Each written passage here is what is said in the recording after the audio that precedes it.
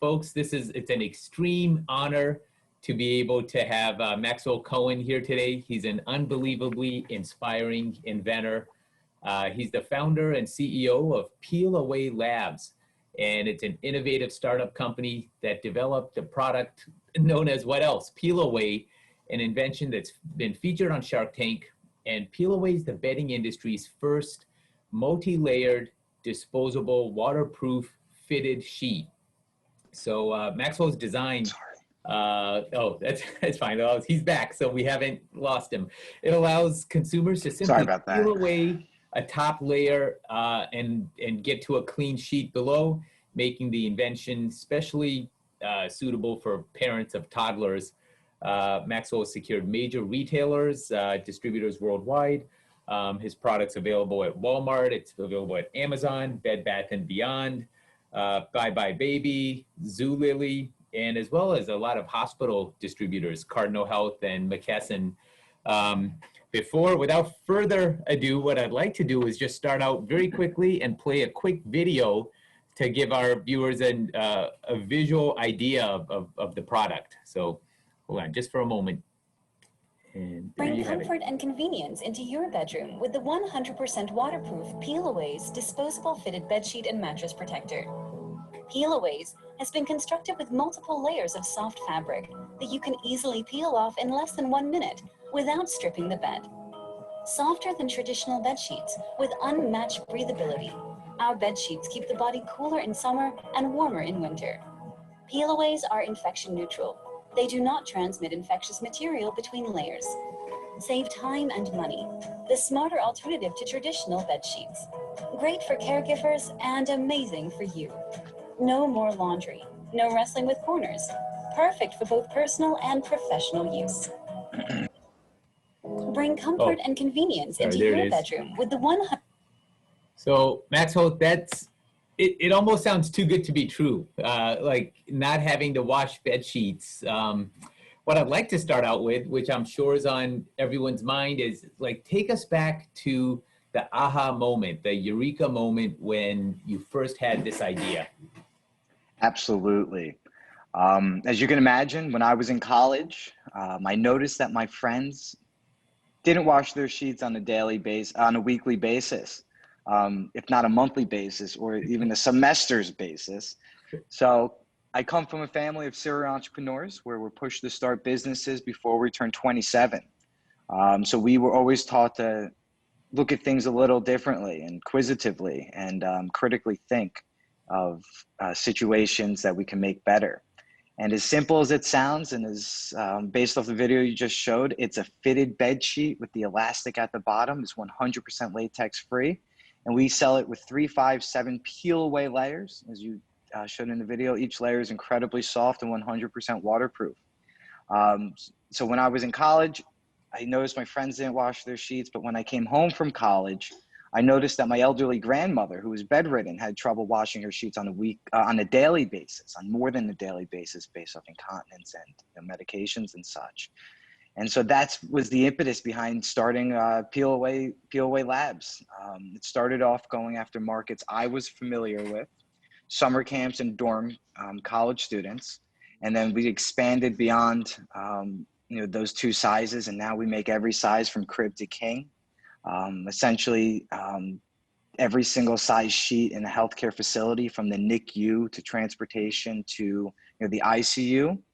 And we've now selling 16 countries around the world, and we're super excited as we find more and more customers that really, really enjoy the benefits of our simple, amazingly soft and practical product. Yeah, I mean, did you ever experience, and a lot of inventors do, they feel like they're from outside the industry, and almost this like who be's eye to go to an industry that's been around forever and propose something new. I mean, all of us have, the closest thing I can even think of is going to the doctor's office and you have that crinkly roll of paper that they would put on, and so that's been around forever. But why did it ever occur to you, like, gosh, who am I to have taken this one step further? I'm not even from the bedding industry or hospitality or even hospitals or the medical field.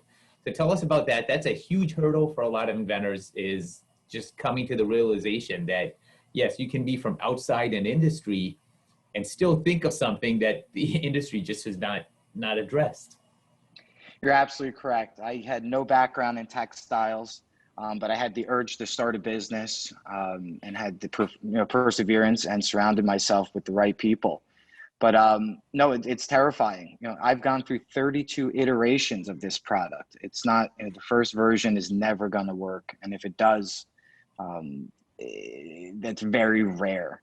So I've gone through 32 iterations to get to the version I have today.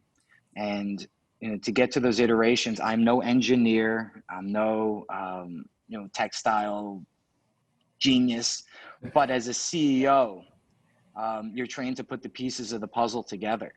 So I've gotten experts from all sides, retail, I got manufacturing experts, I've got textile experts, and they help me iterate on the product to satisfy our customers' wants and needs. But you don't have to have any background in it, as long as you surround yourself by people who've potentially been there, done that. I tried to start this business by myself as a young lad in college, but after a few years of doing R&D and finding who my customers are, improving the product, I recognized I was trying to reinvent the wheel. And I started building out a team of advisors, building out a team of employees, and building out a team of investors, where we've put all of the knowledge we accumulated together and started to build our business. And then once you have the product and the manufacturing, the infrastructure, and you have a few customers, you start also learning the boundaries of your business and how far the product can go. And that also creates a new learning curve, where we first started the product in retail, where my partner is an expert for 35 years in retail. But then we started recognizing that the healthcare market is the most beneficial market for a product like ours. And so we had to learn a lot of stuff about the healthcare industry, how to get through the gatekeepers, how to get their foot in the door, what is the right lingo, the verbiage. And you take a lot of your past experiences, weld them together to learn this new experience faster, sooner rather than later. But I have recognized, and the honest truth is this company's taken me, 4 or 5 years to build. But I do believe in wisdom and knowledge and experience, where I do believe the next business will take me 18 months to get as far as I've gotten in 5 years with my first business. So you don't have to be an expert, but you have to be able to learn fast, get smarter every single day. Otherwise, you simply will get left behind. Yeah. And I think obviously asking a lot of questions, and that's what you find as the owner of a business. I mean, it's funny when, before I started my firm, it was always, gosh, I want to work for myself, so nobody tells me what to do. And then when you have your firm, and I've been practicing 20 years, I'm constantly asking others what to do, like consultants and business experts and other entrepreneurs and other lawyers, as far as all kinds of questions. It's as if, it's the complete opposite of what I thought it would be. You think as a CEO, you're the person with all the answers, but a lot of times you're out there just trying to put the team together and build the right team so that you can get the answers. And you're asking multiple questions, the same question to multiple sources, and trying to decipher the best answer from that. So you've had different industries. Were they planned, or were some of them accidental? A lot of inventors wonder, like, how did you go from retail, for example, to the medical industry? Was that someone approached you with it? Sometimes your product gets discovered and it's you can't really take credit for it because you stumble onto things. Yeah, so just to go to your earlier point, as a CEO, as I mentioned before, I put pieces together. I always like to say, if the CEO is the smartest person in the room, it's not going to work out. The 80-20 rule, you delegate people that are really good at doing things in those categories. And you want to make sure you double check and, go over and play devil's advocate on every decision. But you learn really quickly that starting about that. You're not by yourself, and you're not you're not just reluctant to make yourself happy. You're a slave to your customers. People don't recognize that. As much as I'm a CEO, I have free time, and I can make my own hours. I'm not going to tell you I work 24/7, 365, 24 hours a day. But we're a slave to the business. This thing has a beating heart, and you have to keep it alive. You have to keep it thriving, and you have to keep it going forward. So you become a slave to your customers, and then you do become a slave to your business. And if you're fortunate enough to get to the business where it starts to run itself and have its own heartbeat and knows what to do tomorrow, the next week, and the month after that, that's where it gets a little bit easier. But that takes 6-7 years to get to that fruition, where you have employees that walk in the mornings and know exactly what they need to do. And I'm so proud of my team that, we made the process very seamless to keep the business running. We keep our customers incredibly happy while building the business and trying to find new customers.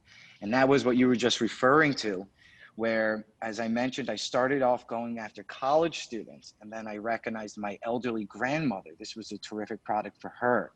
So that allowed us to start thinking beyond the little bubble that we were in, that this is a perfect product for retail. And to be honest, there's a few factors that get you into other categories. Retail was incredibly hard to sell to. We make one product and it's white. And, so that's more of a medical field. And if we wanted to go full throttle retail, we would have to have patterns and colors and, more attractive for people to mix and match their rooms. So we actually looked at, a lot of the reviews we got from our customers on Amazon, on our, page, and we started seeing where people are using the product the most. So if you read the reviews, you see it's for home care. People think it's a life, God sent, and as an inventor, that makes me very happy. And that's what we do. We try and make people's lives easier. And if we make money doing it, that's a fantastic thing too. So it's a win-win-win for everyone. But it's incredibly difficult. I like to say, spread yourself as thin as possible. I'm 29 years old. I've got more energy than you could possibly imagine. And you spread yourself thin on purpose. If you do it on purpose, that allows you to see what bites, and then allows you to focus on the best contenders and the markets that are most practical for your products. The way I like to look at it is, it's a bed sheet. It's very simple. Everyone you've ever met could use our product. Then there's these people that you believe should use the product. But when you're starting a business or inventing something, you want to attract the people that you believe need your product. And then once you get past the need, you could go to the shoulds, and then you could go to the could people. But we started recognizing these people need a product like ours. So we've gone full throttle in that direction. And a way to validate if this is a positive direction to go towards, beyond just the comments of the people that use your product, is go to a trade show in a market that you believe your product has a fit. So we went to our first healthcare trade show, and it was a wild success. We signed up vendors with McKesson, Cardinal within 6 weeks of meeting them, which is unheard of. And so that gives you the validation that a product like yours is attracting customers in this world. If the distributors want to sign you up, if the comments are more leaning towards healthcare. And so I don't like to leave any stone unturned. So that's where I spread myself thin, and we recognize this is a market that needs our products. And on top of that, we do believe there's other products that need/want our products. So we have a product called Camp Appeal. We sell it to the RV industry and the camping industry. We have a product called Spa Appeal. We sell it to the spas, like massage envies of the world. And in many cases, you could just retool your product to make it work for another industry as well. I noticed, not to cut you off, I noticed a video specifically for cribs. Yeah, we have a product called Crib Appeal. It's for potty training and babies. I've never personally had a baby, so I never knew this would be a perfect market until my sister had one. And the baby threw up, the baby would poop or would leak out of its diaper. And this was a tremendous benefit in the middle of the night for my sister to go right back to sleep. And that's a great segue to something you said when you said that you feel like even as the CEO, you're still a slave to the customers. A lot of the features of your products, are they, for example, the fact that it's disposable, that may have been an original feature, but what about it being waterproof? Was this triggered by your sister's toddler and accidents in the crib, or was it triggered by medical purposes or home health care, or like? So there's two things. One, you have a product and then you create its features. You created something, but then you make the feet, we're 32% softer than traditional cotton, so it's better on the patient's skin. But I didn't know that when I first started. It was something that we discovered about the product after the fact. But we learned that it had to be waterproof. Everybody's first comment, actually everybody's second comment, I should say, is, if I pee on the first layer, does it ruin the other layers? The first comment is it soft, since it's a bed sheet? We've proven it to be softer than 400 count cotton, and soft really just means abrasion and friction is essentially the meaning of soft. And then we use that towards our advantage, saying it's better on patient's skin. There's less patient skin breakdown when it comes to healthcare. And then we had to test the product when we went to that healthcare summit. They said there's E. coli transfer from layer to layer. And I'm like, oh, I have no idea that answer. And I know that we use a microporous laminate on our sheets that's 100% waterproof, that is breathable, so you don't get hot while sleeping on our sheets. And like what you mentioned with the doctor beds, the first connotation of a disposable bed sheet is paper. And once you say it's waterproof, it sounds like it's hot. But we've overcome all those obstacles. And, our customers tell us what they want. And, we iterate our product. One of our specialties is that we could customize any size, any layering, any fabric that you want. And for example, just a prime example of something you learn when you start learning the new industries. We first started off with elastic. I didn't know much about elastic. I just wanted really tight elastic. But when we started joining the healthcare industry, we recognized that elastic has to be latex free. So now we use a nitrile. Latex is a big allergy in the healthcare world. And so learning quickly, asking a million questions. You can never be scared to ask questions. I always tell my employees, if you're not asking, my team members, I like to say, if you're not asking me a million questions a day, you're having a slow day. I don't mind. The thing about mentors and team and being coachable and teammanship, that's really what business is about, is being coachable and teammanship, essentially. Is to be able to ask a dumb question. What is 2 + 2 without being embarrassed? You need to be able to ask, as you were mentioning, just a million questions, and you try and find the rightest people to ask those questions to. So as a young lad, I could learn as much as possible from the wisdom and experience of everybody else in or around me. And so you learn from your customers. That's essentially where we learned everything. And then we know the gatekeepers in the healthcare world, it took us a few months to learn this, are the clinicians in the in infectious prevention. And if you could get their blessing, you could get past the first step. Well, and how, I'd like to talk a little bit about your experience pitching on Shark Tank. So tell us about that and how it's impacted your product, how it's helped with, I guess, publicity and getting the word out, I guess more for retail. I don't know how much of an impact in the healthcare field the Shark Tank pitch has given you. But tell us a little bit about that. A lot of vendors are definitely looking. It was a wonderful experience. Yeah, it was a wonderful experience. Everything on TV is a little more planned than it seems when you watch it. But I was young. The company was even younger. I just graduated college. No real business yet. More of a proof of concept and having some validation in the markets I was selling to. I sold to summer camps. The first year I sold out of the 2,000 units I manufactured. So that gave me the momentum to go towards that market and have confidence that there is a need for a product like ours. So when I went on the show, I believe it was almost 6 years ago at this point, season 7, episode 8. And, you film about a year before it actually airs. So that was about 6 years ago. I was young. The company was even younger. And it was a tremendous experience because you get to learn from some really smart people. But, you take it as it is. It's like a game show. You use it as an experience. You use it for PR. And you use it for, building character. It made me wiser. It made me smarter.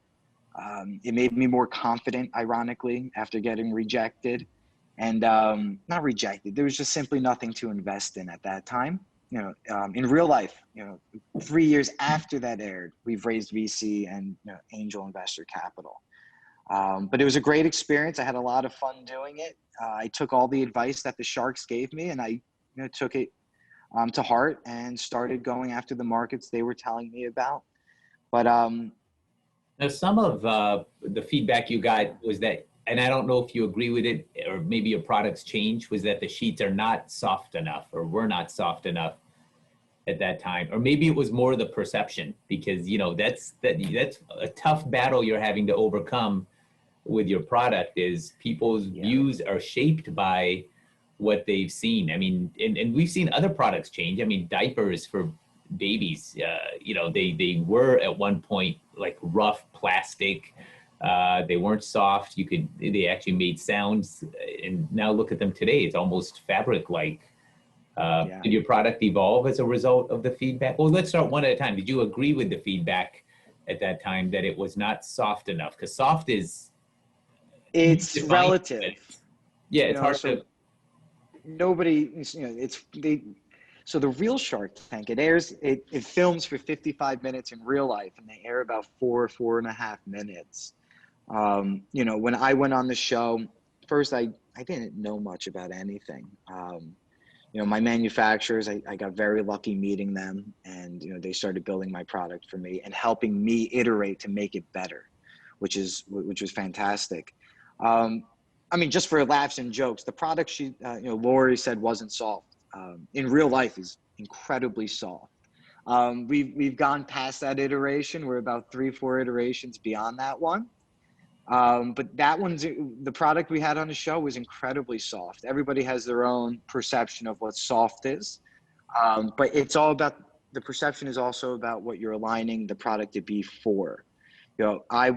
After Lori mentioned that, I don't believe they aired it, but I'm not here to compete against your 1,000-count cotton. I'm not here to compete against your Egyptian sheets. I'm here for practicality and convenience. And, you take their feedback, you use it, you use some of it with a grain of salt as it's for TV purposes. But there are many instances where as a CEO, you take your customers, you take their word, but in many cases that maybe they not perfectly correct, or moral of that story is the customer's not always right, is what I'm getting at. So you take the feedback just from their own narrow perspective, and they may not be the typical customer.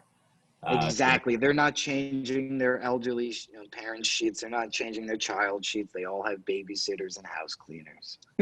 Right. So the ultimate end user is the one that, and babies and camp, in sleepaway camps, they're not getting 1,000-point cotton Egyptian sheets, right? These guys, They need something practical. And from a safety standpoint, if you ask the parents, well, they would much rather have the peace of mind knowing that the sheets are being changed regularly than that their kids are off, in the softest sheets ever. But if they're not changed, who cares? But I guarantee you would be pleasantly surprised I'll send you a few samples when you feel them.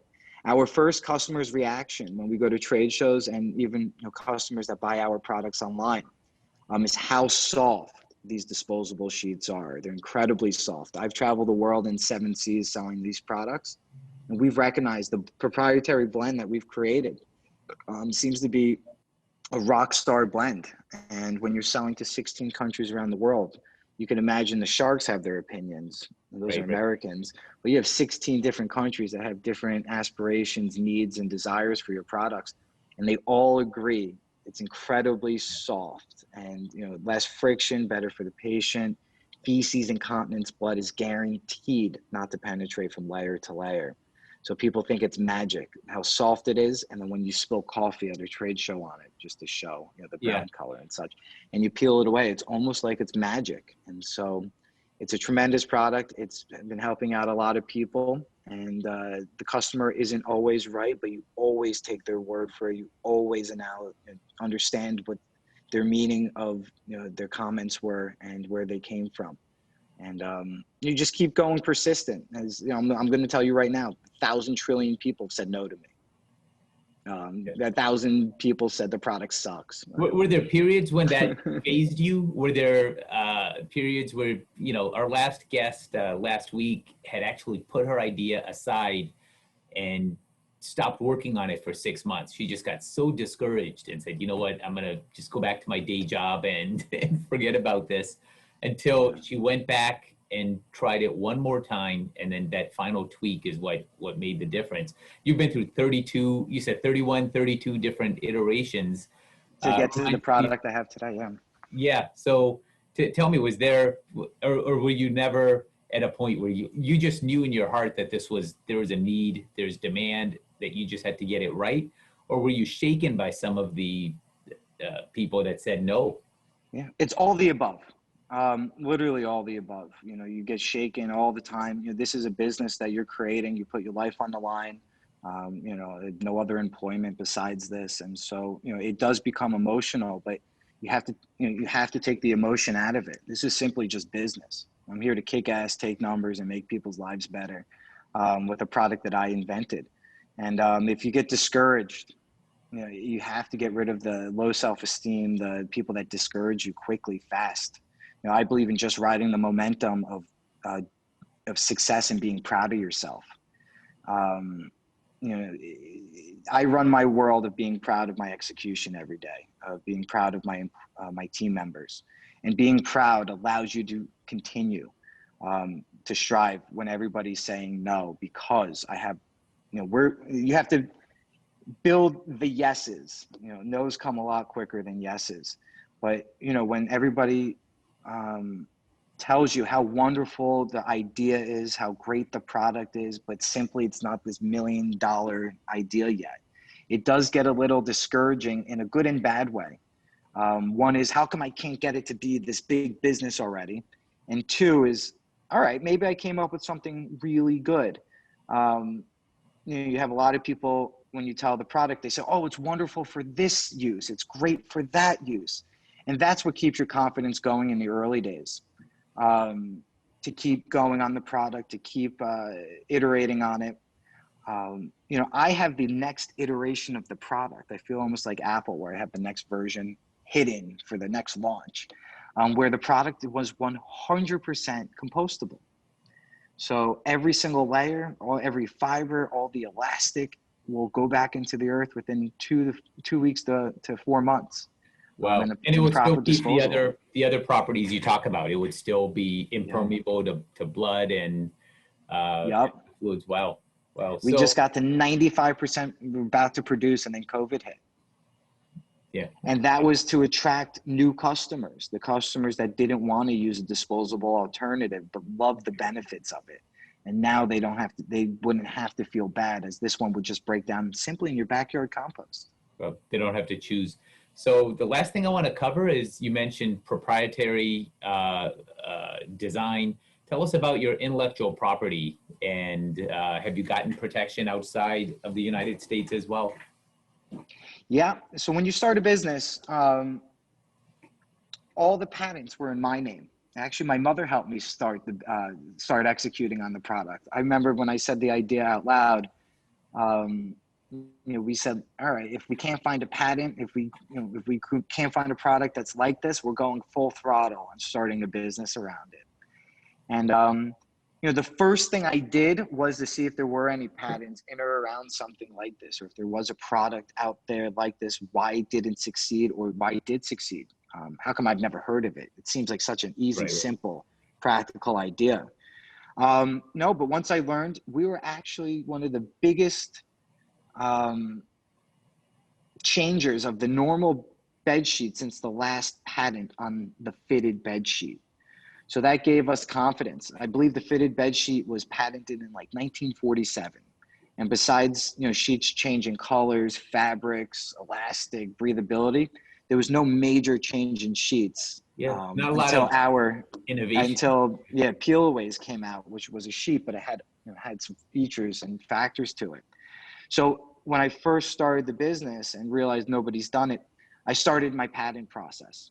And I have learned there's different types of patent lawyers. I've learned that there's only two people, examiners in the world that, at least in the United States, that allow you to get your patent. And then I learned that these patents are incredibly expensive and take 3, 4, 5 years to even come to fruition, or get published, I should say, as well. So we started with the idea of how we're going to start and build this product. So I actually created a patent before I had a tangible product. And the tangible product didn't come out to be identical to the patent that I patented. But it's called prior artwork. I'm sure you're incredibly familiar with this. And it doesn't hurt. And the nice thing is a good patent attorney can protect much more than the actual product that you're selling. So the patent can be written in a broad way so that all kinds of other variations are covered. So even though you've gone through 32 variations, you don't need 32 separate patents to cover them all. You do need things to cover the iterations. That's why I was mentioning prior artwork. Correct. So I filed for another patent, something that was exactly what my real tangible product was. And that gave us a massive amount of trouble. My lawyer was getting yelled at by the examiner, and I'm picking up the phone saying, why is there any emotion getting me a patent? Why are people yelling at each other? So I had to find a new lawyer. I got I started off with a not freelance, but a small legal firm. And then I said, you know what? I'm going with the biggest and baddest in New York. And, and they got us in front of the right people. They, rewrote our patents to be more broad and vague so they could defend things that maybe weren't exactly our interpretation. Yeah, the competitors that make small changes and try to get around their patents. That's what a good patent is going to prevent. Yeah, but and then I just filed for patents over 2 more patents. One was for the new biodegradable compostable sheet. As now I added ultrasonic welding to it to get rid of the stitching. So that is something that we had to create a new patent for. And we now have it patented in 3 countries. We patent in China, in the United States, and now we're working on the European Union. These are all utility patents. Well, and especially something like a sheet, it's not the look. People are not buying this because it's the function. So a utility patent's the right type of patent. Now, there's some areas, if your product is, a sculpture, yeah, people are buying it for the look, then get a design patent. But if it's not for its looks. My looks are trademark infringement, copyright infringement. If you copy my packaging, that's what I would got it. Yeah. So you don't want consumers confused. Everything we do is a utility patent. We've been told that's essentially the best way to go. We have patents all over the world, in 3 countries around the world. The one we manufacture in, as well as our second biggest market, which we sell in China as well. So we don't just manufacture, we also sell and have a team in China. What is the value of a patent in China? That was one of the questions that just popped up.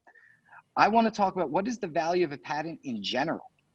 The investment that you put into the patent, because if you don't go for that broad coverage, then it's not going to cover what you need. It's going to give you very narrow protection.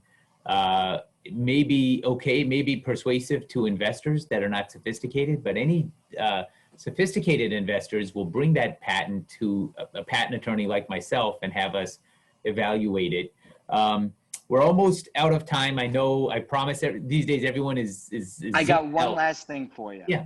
Yep. Because I'm sure you might have experienced this before. Even with my new patent attorneys, we got to the next step, but then we got rejected one more time. Then we appealed it, and we changed something and got rejected again. So I said, Who is this person that keeps rejecting my patents? Can I meet them? Mhm. We scheduled an appointment down in Washington, D.C. to meet with the two examiners. And it was an awesome experience. And it's these two gentlemen that determine whether, McKesson and Cardinal are infringing on my patent, and they're going to help, tell us how to form our patent in a way that it makes more sense to get it to be a patent. And it's a very long process. Right. And so I actually took a train down there and spoke to the examiners myself. And it was actually incredibly beneficial to expedite the process. Okay, no, that's good to know. I mean, sometimes you have no choice. You have to escalate it to that level. So Maxwell, I can't thank you enough for joining us today. I'm going to make a quick announcement, and then I'm going to ask you for your parting piece of advice for new inventors. But the announcement is next week, next Friday, we're going to have Dana Knowles, and she's going to be joining us. She's the inventor of the hanging shower caddy. And Jenny, if you want to put up a sign-up link for that in the chat box, and also my private Facebook group, the Inventors Mastermind, we'll have that there.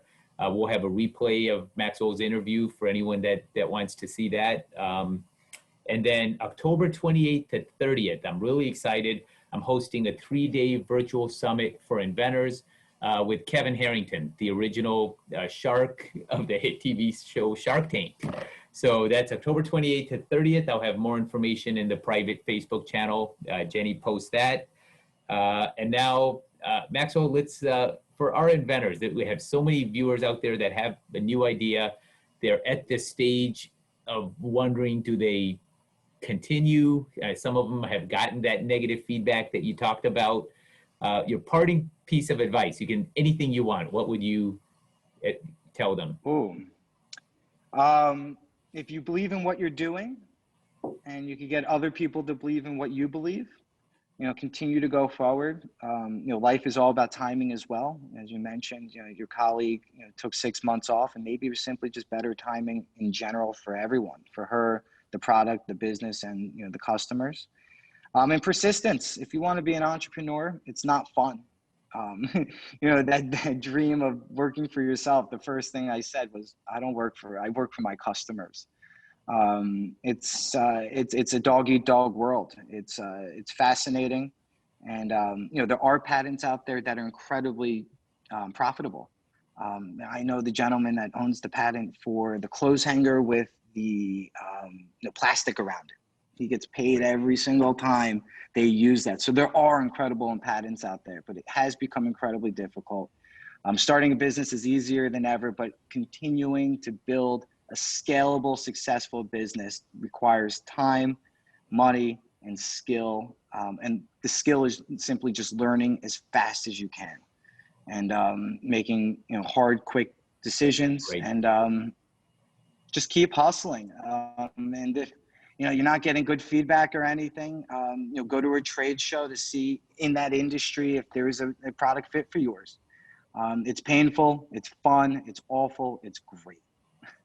Thank you. Wow, Maxwell. And one thing that you're like a great example of is that the invention is never really completely done. Like if you're an innovative company, you keep improving upon it, just as your biodegradable version is the next step you're taking. So I like to say the business plan is a living document. It's not just whatever you pitched in the beginning. It's a living document. You continue to iterate on your business plan as well. Perfect. Thank you for joining us, and thank you guys for in the audience to come and learn a lot. We've learned a lot from Maxwell today. So thank you, everyone. I appreciate it.